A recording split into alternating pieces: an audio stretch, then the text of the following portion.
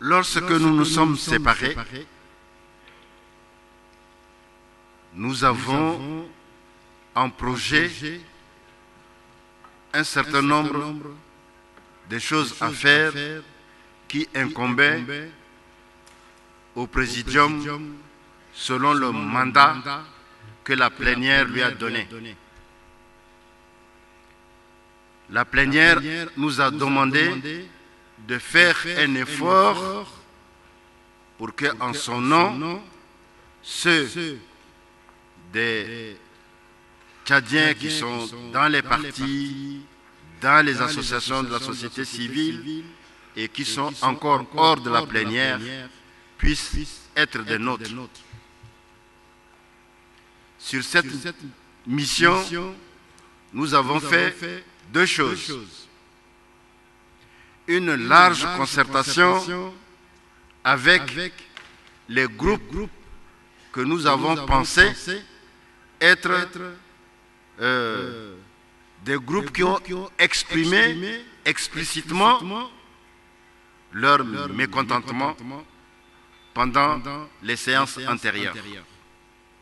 Nous avons donc désigné un vice-président du Présidium, assisté d'un rapporteur, pour écouter toutes ces structures que nous avons identifiées.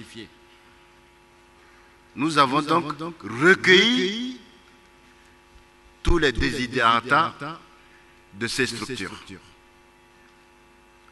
Nous avons désigné aussi un vice-président assisté d'un rapporteur, rattrapé par un autre vice-président pour faire des contacts avec certains partis politiques qui n'avaient pas été identifiés dans le groupe des personnes ou des organisations à contacter par la commission de facilitation.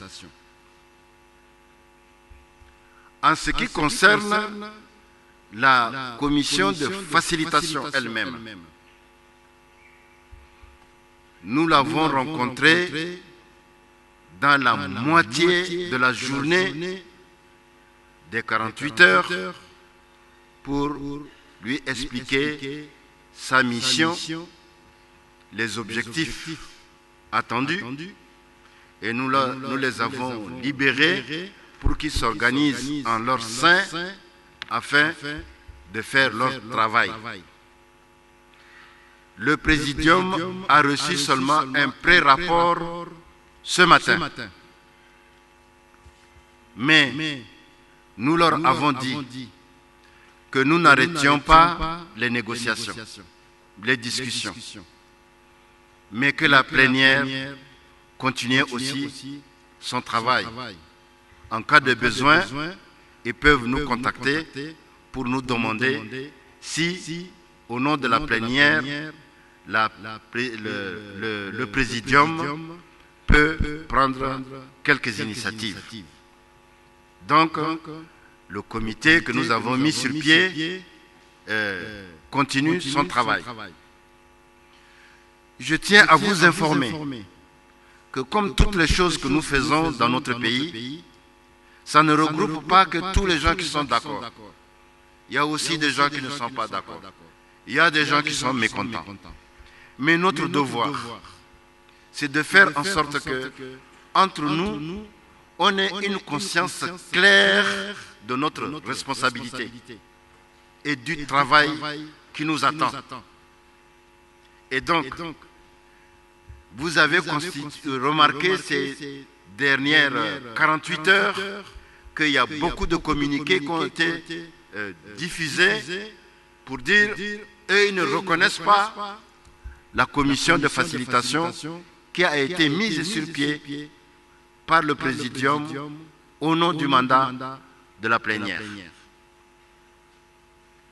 Donc, nous avons toujours dans l'esprit que nous ne devons pas travailler dans des conditions d'antagonisme, demander à ce que la mission des religieux, des chefs traditionnels et de quelques autres aînés continue aussi sa mission.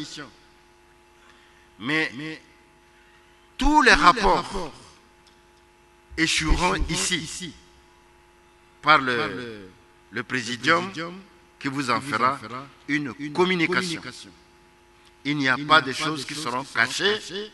Vous serez informés de toutes les démarches, tant du point de vue de conclusion que des problèmes. C'est l'occasion ici de vous rappeler que la plénière, elle est vraiment souveraine. Parce que c'est vous qui l'avez accepté au vu du décret du chef de l'État. Il n'y a pas une autre structure qui peut remplacer la plénière. Je vous en convie, je m'en porte garant. Toute personne, toute structure qui essaiera de travailler en dehors et contre la plénière m'aura en face. Je ne jouerai pas. Je ne jouerai pas avec la souveraineté de la plénière. C'est pour ça que je pense qu'elle doit être entièrement informée de tout ce qui s'est fait. Pour aller plus loin, je voudrais que vous preniez très au sérieux les communications qui vont vous être faites sur l'agenda et le rapport général de synthèse du travail du CODNI, en vous rappelant ceci. Au nom de la plénière, vous avez le droit et le devoir de lire, de relire et de critiquer le travail du CODNI. Oui, c'est une base de réflexion qu'on a mise à votre disposition. Mais ce n'est pas une pilule qu'on doit vous faire avaler. Vous devriez être en mesure, en possession de cet outil de travail, de dire, moi, membre de la plénière, voilà ce que je pense de ces documents. Voilà ce que j'en fais comme outil de travail dans son articulation, sa forme, son fond, et enfin une appréciation des conclusions et des suggestions des scénarios qui ont été faites dans ces documents. Si nous ne travaillons pas sérieusement sur ces documents, la responsabilité de la plénière sera engagée de faire un travail de sabotage elle-même. Je ne pense pas qu'on puisse être infanticide. C'est-à-dire, vous faites un enfant et vous-même, vous le tuez de vos propres mains. Je ne pense pas que ce sera comme ça. Donc, je demande à la plénière d'être solidaire, d'être unie, d'être consciente de ses responsabilités pour le travail qui nous attend.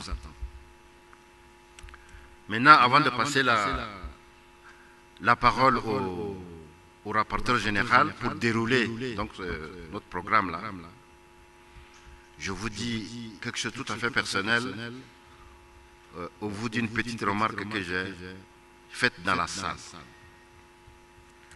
Vous voyez que pour des raisons esthétiques là,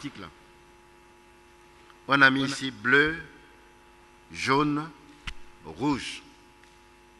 C'est le drapeau national. Peut-on, pour des raisons d'esthétique, s'asseoir sur le drapeau? Un drapeau au nom duquel nos fils et nos militaires sont tombés sur des champs de bataille. C'est une question de remarque seulement. Moi, sincèrement, je pense que tout ce qui est symbole de l'État, il faut le respecter au sens strict pour donner à nos enfants le sens de ce que nous voulons donner de l'avenir de ce pays. C'est une remarque seulement.